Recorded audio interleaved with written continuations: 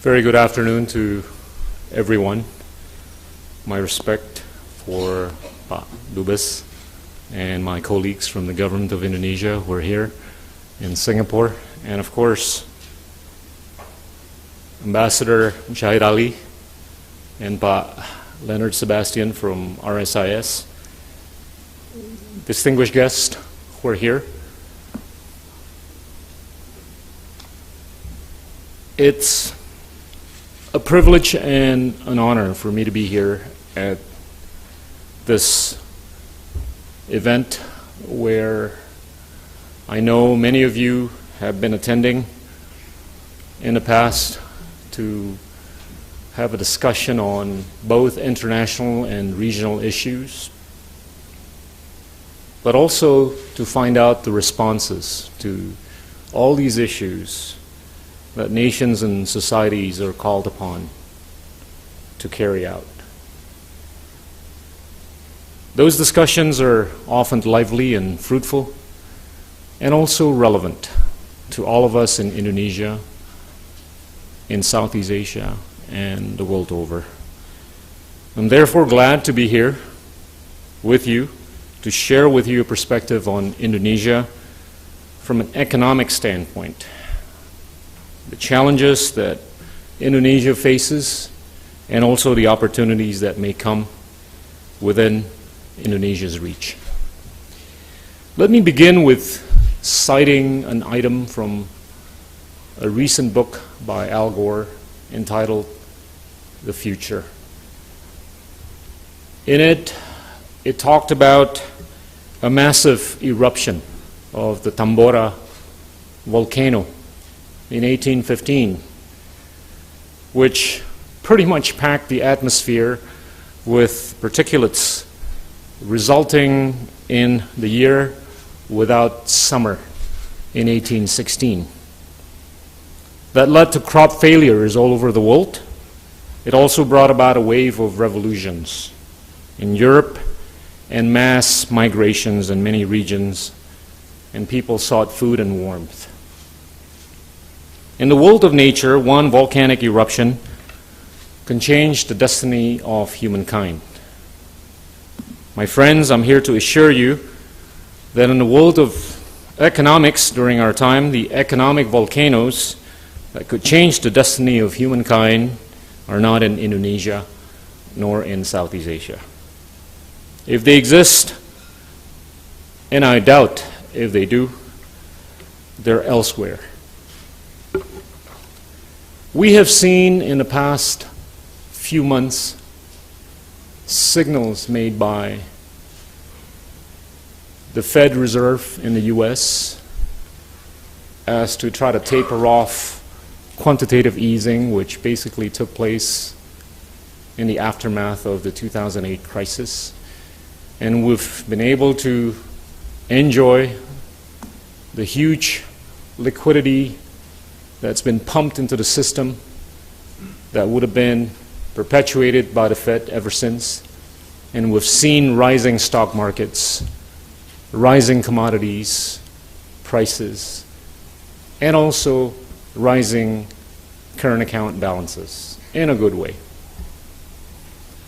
The signal that was conveyed to the world a few months ago has brought about concerns to many economies around the world. Indonesia being one of the many countries or economies that have been affected by way of the liquidity moving back out of the system into the US. And strangely, this money that's going back to the US is not going into the capital markets as people would have expected. It's chasing yield, and we're seeing a ramp up in treasury yields in the past couple of months, and Indonesia has experienced what it did not anticipate months ago. There is likely more to come, and there is likely to be more economies that will be affected, including Indonesia and many other large emerging economies. This will affect the current accounts of Indonesia and other economies. As we have seen in Indonesia, our trade account has been affected, our current account has been affected. We are about to announce today or tomorrow the result of our trade balance in the month of July. Clearly, not only a continuation of what we saw in June and May, but a potential exacerbation that may sustain in the many months to come. As a result of which, Indonesia has announced a package of measures, fiscally and non-fiscally, as to help basically bring about balance between macroeconomic stability and growth. I think it's clear that the government of Indonesia is putting premium on being able to maintain stability in the years to come. We're also seeing a deceleration of growth in China as a result of slowing demand from Europe and also from the US. We can talk about the debates about how Europe is going to fare in the years to come. We can also talk about the debates that people have been engaged in about the state of affairs in the US and going forward. We're seeing signs of recovery in the US by way of not only the strong demographic bonus that prevails, but also the potential significant energy transformation. As such, I think there is likely to be a recalibration of the global economic outlook. And inevitably, Indonesia will be a beneficiary of whatever that outlook is. That's on a global stage. Whereas on a domestic stage,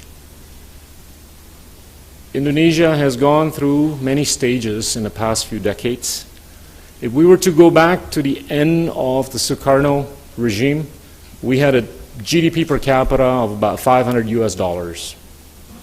At the end of the Suharto regime, we had a GDP per capita of about $1,200. But by way of the economic crisis or the financial crisis in 1998, it got corrected from $1,200 to about $600. And we began the democratization. We began the economic overhaul. We began lots of things that the 250 million people in Indonesia were never familiar with. But we were able to bounce back from the brink of what would have been or could have been the Balkanization of Indonesia, or Indonesia's being financially and economically moribund, to a point where it was able to rise up and bring about GDP per capita to a level of $1,100 at the end of the Megawati administration. Came SBY, who brought about further changes, and he's been able to raise the GDP per capita to about $4,000 this year, and God willing, by next year, it may go up to even $5,000. So we've seen multiplication of the purchasing power of Indonesia going from sub $1,000 to well above $4,000. And now the question remains as to whether or not Indonesia will be able to come out of the emerging middle income trap. The middle income trap can only be overcome by way of progressively, proactively investing in the educational space. And we've got the fiscal space now like we never did. Our debt to GDP ratio has improved to about 23% as compared to about 90% 15 years ago. And we've got to take the right view on where to put the money and the industrialization roadmap. Our poverty rate has come down from about 17% to 11.9% in the past 6-7 years. And our unemployment rate has come down to around 6%. We basically have been able to take more than 10 million people out of poverty we have been able to take 15 million people out of unemployment in the last 5, 6, 7 years. However, the Gini ratio has not improved.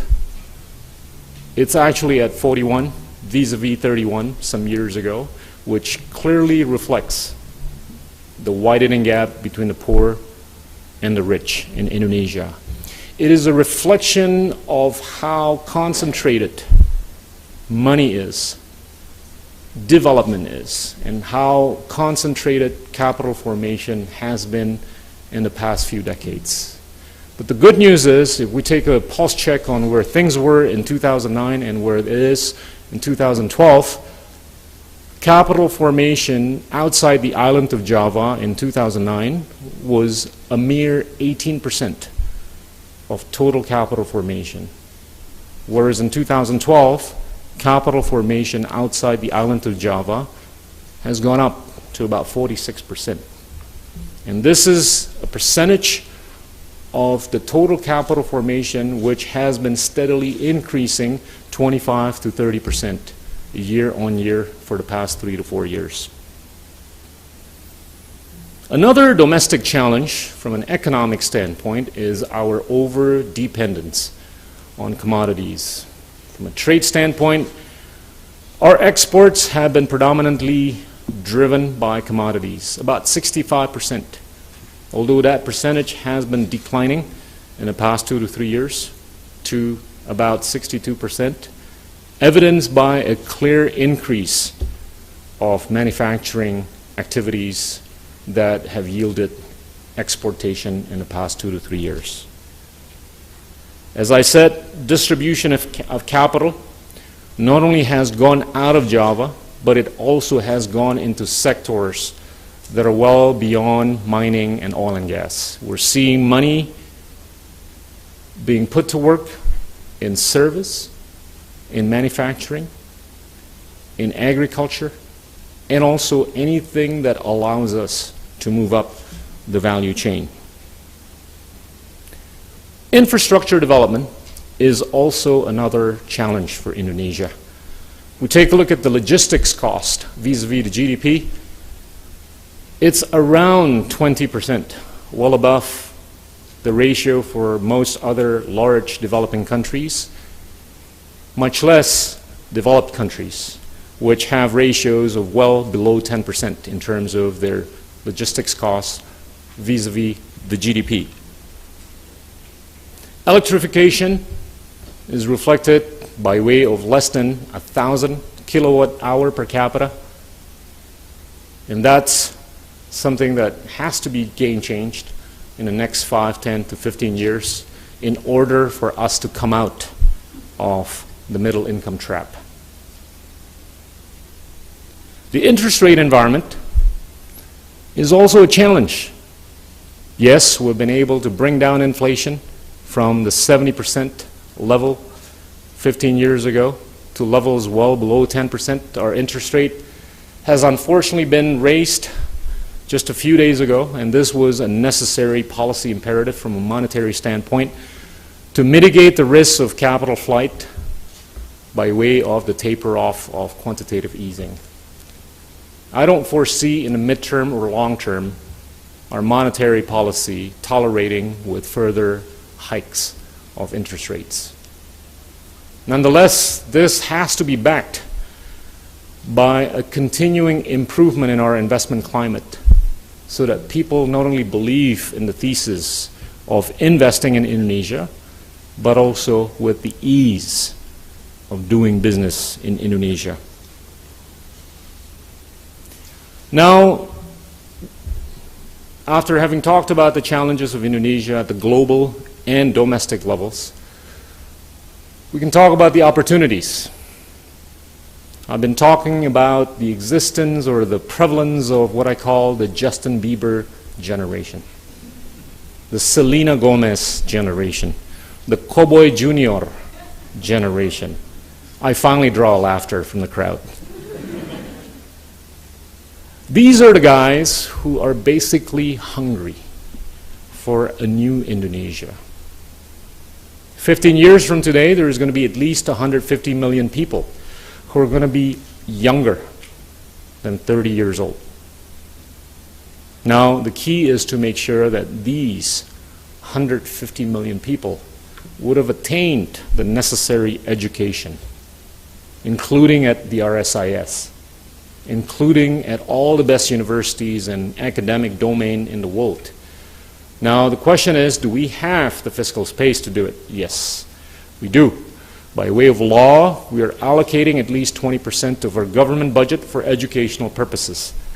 And now, at the rate that we're decentralizing our fiscal posture, at least 40% of our wallet is being decentralized to the provinces. And that percentage is only going to go up, with the hope and prayers that the regional leaders will be able to understand the 21st century paradigm, so that the money being spent is actually being spent in a good way. This underlines the point about having to sharpen our educational infrastructure. And this is something that has to be a policy imperative going forward. Otherwise, we will end up with a bunch of Justin Biebers just singing. We will end up with a generation that has not fulfilled their moral contract with their predecessors. We have a moral contract with the predecessors. We also have a moral contract with the future generation. As such, we've got to make sure that the runway is good for all of us, not only to land, but also to take off from.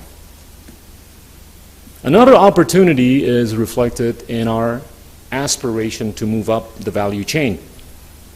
Moving up the value chain is not an exercise of simplicity. The upside potential is huge. If we were to accumulate the GDPs of Indonesia going from 2012 to 20 years thereafter, the amount is staggering. The accumulation of the GDPs for the next 20 years is roughly 60 trillion US dollars. That's the kind of cake that we're talking about for Indonesia on a cumulative basis for the next 20 years. If we were to go by the assumption that 60% of that cake is going to relate to domestic consumption, then we're talking about 36 trillion US dollars worth of goods and services that will be consumed by the 250 million people in Indonesia in the next 20 years. That number is definitely the number that we all must remember, not only for Indonesians, but for people in Singapore, in Southeast Asia, and also other parts of Asia, because that number will require a very, very strong and proactive supply-side narrative. Otherwise, we may just blow it. We may just not be able to make it in the next few decades. That's the challenge for the new generation of Indonesia. Yes, we can talk about the current posture from a demographic standpoint, in that 60% of our population are younger than 39 years old, and 50% of our population are younger than 29 years old. But we've got to make sure that these people are being bred, being infused with the necessary soft power so that we can become a great nation. The future of Indonesia, I think, hinges on what sort of a legacy that our president will leave with us as he steps off from the office at the end of next year, sometime in October. I think within logic, there's two clear legacies that he's going to be able to leave with us. The first is the seeming consolidation of ideologies and political parties. We are seeing a consolidation of the nationalist ideology. Nationalist in the sense that it is non-Islamic, nationalist in the sense that it is the ideology or philosophy that has been reflected in the preachings of the Golkars, the Democrats, and the PDIPs of the world. That ensures, to some extent, continuity of policy making and policy implementation. The other idea, the other legacy that SBY is going to be able to leave on the table for all of us is the foundation for sustained economic trajectory going forward. And this would have been successful by way of the pro-job, pro-poor, pro-growth, and pro-environment strategy that he has embarked upon ever since 2004. Coupled with the execution of the MP3EI, which really clusters economic development in 6 different corridors, which would ensure that job creation and capital formation takes place in as many different parts of Indonesia as possible. Indonesia, therefore, must be cognizant and proactive with respect to the continuation of economic development with emphasis on equity. As I've said earlier, the gap between the haves and the have-nots has widened. Dispersion of capital is not ideal, yet improving. We've got to further reduce poverty from the 11-point-something% to lower than 10%. We've got to reduce unemployment rate from 6-point-something% to less than 4%. We've got to make sure that our fixed capital formation ratio rises from 32% of the GDP to at least 35 to 40%. We want to make sure that the investment thesis in Indonesia works, and it works for the better of the people so that we can actually move up the value chain. We have to make sure that we increase the tax ratio from 15.5% to at least 25 to 30%. Fewer than 20 million people and companies in Indonesia pay taxes. Think about that. I think we have a few more than 20 million people in the population. Now, if we were to take the view, whatever view that needs to be taken to ensure that the number of people paying taxes rises well above the 20 million, there's a good chance that Indonesia will be able to reduce tax rates, but a lot more in terms of increasing tax revenues for the benefit of creating a much bigger fiscal space for the purpose of creating the necessary infrastructure for the future of Indonesia. Outside the economic development with equity, I think the future of Indonesia has to involve Indonesia's increasing its own geopolitical relevance in the world. I always think about Gangnam Style. I think the example of South Korea has been phenomenal in that Gangnam has been able to project South Korea in terms of 4 key factors. The first is that its cultural richness. The second, its democratization process. The third, its economic robustness. And the fourth, its technological advancements. I think any country that wants to stay relevant in the geopolitical construct must make sure that it has to Gangnam itself. And the word for Indonesia is that we've got to Garuda ourselves. It's relevant for all of us in Indonesia. Now, think about this. We've got to be a lot more relevant from a geopolitical standpoint. Why? 2 things come to mind. The first is that we have the potential of serving as a middle power that could reduce the soft power deficit between the Middle East and the West by way of our being the largest Muslim country, by way of our being the 3rd largest democracy in the world, by way of our being the 15th largest economy in the world, and even climbing over the years. If we were not able to leverage upon those very qualities to ensure that there is a higher degree of geopolitical relevance for Indonesia, then mission unaccomplished. The second is that we have the potential to serve as a middle power for the purpose of bridging between the interest of China and the interest of the United States. Knowing that China and the United States will be the top two economies in at least the next 30 years. Again, by the qualities of us being the third largest democracy in the world, the largest Muslim country in the world, and an improving economic sizing in the next decades, should provide a path for Indonesia to attain a higher degree of geopolitical relevance. It's not easy. As such, we've got to do it. Now, how do we get there? I don't think it's possible without our being able to attain political order in Indonesia. And this relates to the very point that I've raised a few times in the past, in that Indonesia must embark on what I call Democracy 2.0. Democracy 2.0 is really all about making sure we reduce the bureaucratic dead weight. We make sure that the bureaucracy gets paid well. We make sure that we understand the 21st century. We make sure that we put as much money as possible into high quality and large scale education. And we tell the world that we want to stay connected. We could do it by way of strengthening our agricultural sector, our manufacturing sector, by way of increasing our financing capabilities. All those are on track. They may not be reflected in superlative terms, but the key is directionality.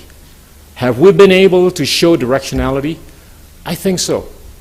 By way of the belief that people have in the investment thesis in Indonesia, and by way of our aspiration to use that as equity and capital for the future of Indonesia to attain a bigger and better political order. Without a political order in the system that involves Democracy 2.0, it will be futile to even think about attaining a higher degree of geopolitical relevance. If we go back to the Sukarno days, the kiss of death was the words counter or contra-revolutionaries. If we were to go back to the days of Suharto, the contra words or the kiss of death was communism. But if we were to allude to what's taboo during this SBY administration and beyond, it is really corruption. People don't like corruption, which is why we're seeing political phenomena taking place in Indonesia by way of personalities that represent the antithesis of the very government that sometimes lend the wrong kinds of perceptions.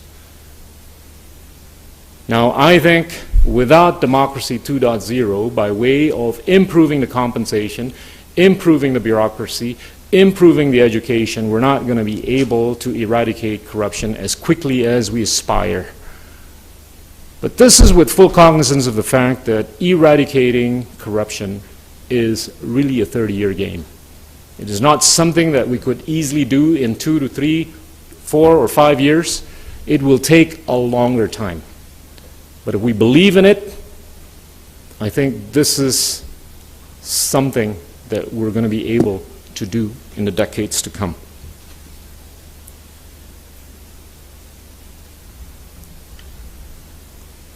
Now, being a middle power in terms of reducing the soft power deficit, in terms of bridging between the interests of the two largest economies in the world, is no mean task. By way of the requirements of the political order within the country, but also the solidity of the regional cohesion. Unfortunately, we've seen in the past couple of years increases in bilateralism and also regionalism. And this is unfortunately contrary to the very spirit of multilateralism. This unfortunately relates to the very spirit of the Doha round. Now, we have been trying to advance the spirit of multilateralism since 2001 at the Doha round, but we have failed miserably. Doha has been in coma for many, many years. There is hope. There is hope that in the next few months, when Indonesia become host to the WTO meeting in December in Bali, that we may be able to advance the spirit of multilateralism. Why is it so important for the very spirit of regionalism and bilateralism? It may sound counterintuitive, but without the necessary spirit of multilateralism, it'd be a lot more difficult in the long run to actually advance the solidity of any regionalism. Thankfully, ASEAN, I think, is one of the most perfect, if not better, symbols of solidity of unification. We're different from that of the Europe, but the very much underrated commodity of ASEAN is that we haven't had wars in the past 50 years in Southeast Asia. The very three pillars of socio-cultural, political security, and economic pillars of ASEAN have held us together. This is key for the very purpose of each member country of ASEAN to ensure that he or she can attain the necessary political order, that Indonesia can necessarily attain the political order so that Indonesia could become a lot more geopolitically relevant. Now, I'm a believer and I'm an optimist for the very solidity of the ASEAN cohesion, brotherhood and sisterhood. This will, I think, take all of us in ASEAN many miles from today, many years from today, in a good way. The future of Indonesia, I like to talk about the future of Indonesia because this is really a political year.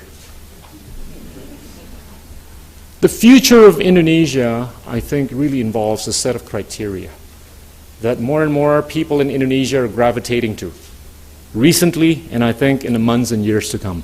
It's really about who out there of the 250 million people can bundle pluralism, democracy, economic development with equity, and project that bundle to the international community in a good way.